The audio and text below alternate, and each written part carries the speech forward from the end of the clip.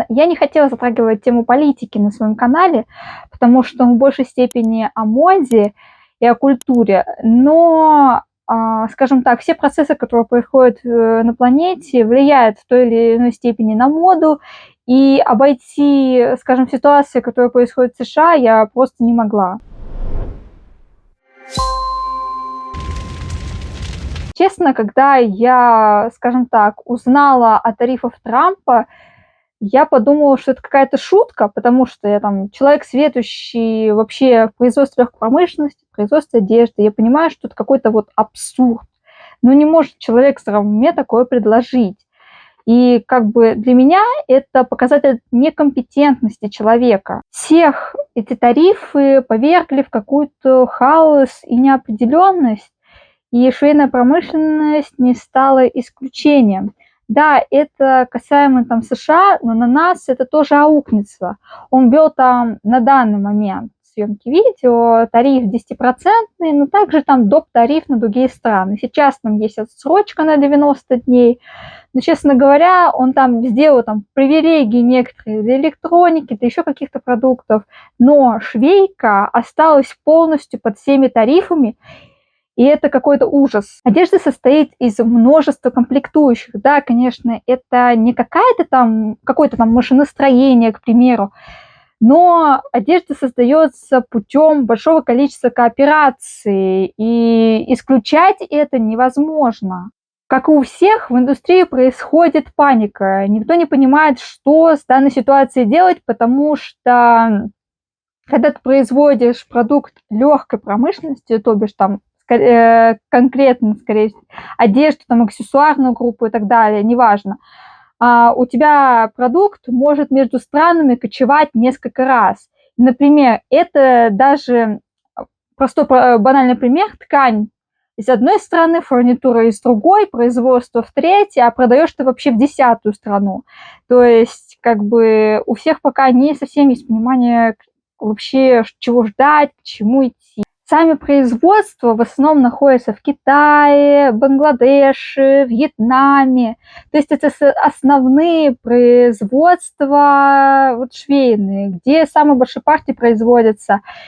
И на них тарифы на данный момент, даже с учетом всяких рассрочек, то есть, ну, там какие-то космические, и просто каких-то послаблений не видно, и этого, скорее всего, не будет. А вообще основное производство находится в Китае, все швейки, блин, и ты, скажем так, про США, продукт, который к ним будет поступать, если все сохранится, будет оверпрайс, то есть там 130% сверху, помимо всех доп. Расходов, то есть продукция будет априори намного-много дороже. Да, конечно, США далека от нас, но эта ситуация дала некий буст промышленникам, и все понимают, что все цепочки будут пересобраны, все это, скажем так, изменится в ближайшее время. Это не то, что прогноз, это новая реальность, что доверие к США все окончено, и все будут обходными путями стараться делать. И, конечно же, это, скажем так, приведет к некой цепной реакции, и которая донесется и до российского рынка. Если посмотреть на рынок акций, на который можно, в принципе, ориентироваться, то все акции упали. Акции именно модных домов, крупных ритейлов тоже. Вот это все начало сильно падать, и это сулит также большие перемены. Это все, скажем так, плохие показатели. Потому что, скажем так, многие производились в Китае, и многие предчувствовали, что вот это терки между США и Китаем, скажем так, накаляются, и многие переносили свои производства, допустим, там, в Вьетнам. Это, скорее всего, Nike или Adidas, вот что-то из них тоже в Вьетнам переехали. Не вспомню сейчас, кто именно, но спортивный бренд. И просто Трамп на всех ввел тарифы, то есть вообще даже вот логика подсчетов вот этих тарифов, которые он там сделал, она какая-то просто ненормальная. Так подсчитывать вот это вот все как-то очень странно, даже скажем так, я производственник, я понимаю там в расчетах именно в плане производства, что, как, куда.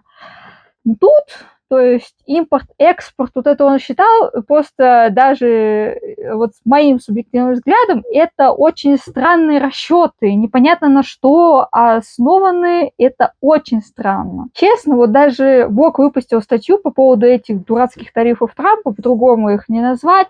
То есть, по сути, там рассказывалось о том, что собрались крупные игроки, говорили, что делать с цепочками поставок, как все это решать. По сути, все это свелось к тому, что бренды не хотят вставлять палки в колеса Трампу, потому что боятся ответных санкций. И это вот итог вот этого статьи был. Честно, можно понять людей, потому что швейный бизнес, скажем так, именно производство одежды, не один он не очень легкий. В плане от разработки, в плане от этапов там, разработки до конечного продукта и поступления его в магазины, к примеру, это не так-то легко, потому что очень много производственных нюансов. Например, пошив одежды, даже если там стоят машины-автоматы, все равно есть люди. То есть маленький процесс, скажем так, машинизации, или можно вот так сказать, в плане производства, потому что или дорогое оборудование, или там машины-автоматы, все равно человек должен стоять это делать, все равно от швей ты не уйдешь на данный момент, потому что нет таких технологий. И сложное производство, то есть если там много аспектов. Конечно, в любом бизнесе, думаю, есть эти аспекты, особенности продукта, но швейки их очень много. Просто я работаю в этой отрасли, и я понимаю, что очень много нюансов, очень много зависит от продукции, потому что в других, скажем так, производствах много есть нюансы, но они маленькие. В плане, например, мы произвели продукт, его там унифицировали, если линейку унифицируем, чуть-чуть что-то меняем. То есть весь процесс, окей, это какая-то одна деталька. А в швейке изделия очень разноплановые. Даже есть унификация многих деталей. Это хорошо, но процент изменений под каждую модель, скажем так, это высокий процент. То есть это вот такая работа, она вот много-много мелочи.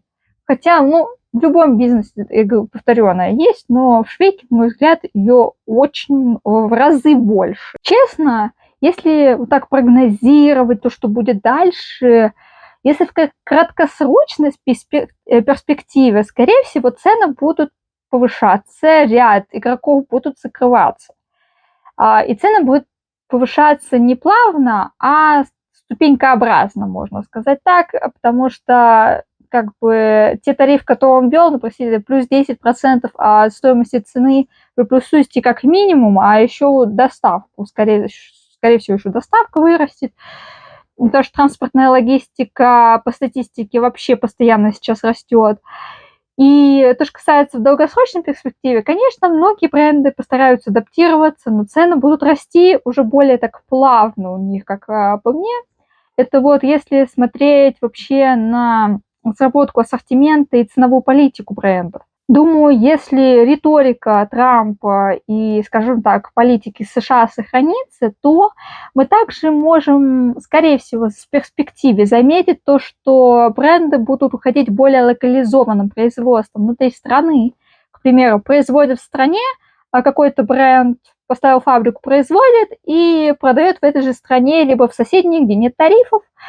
К примеру, также это, скорее всего, позволит, но это уже менее, скажем так, реально, сократить потребление продукта, потому что более локализованное производство обычно, скажем так, одежду делают под страну. И это я не только там в плане размерных сеток, вообще размера, Но в плане, например, для России будет что-то такое более Russian делать, а под Азию будет больше там уходить к азиатским всяким традициям. Ну, это пример такой, скажем, более наглядный, потому что, ну, и так, в принципе, бренды это делают. Не, ну, скажем, даже Vogue, он различен в разных странах, потому что разный менталитет, разным группам стран нравится разное. Например, там Америка одно нравится, Россия там другое, Европе третье, азиатской части вообще четвертое.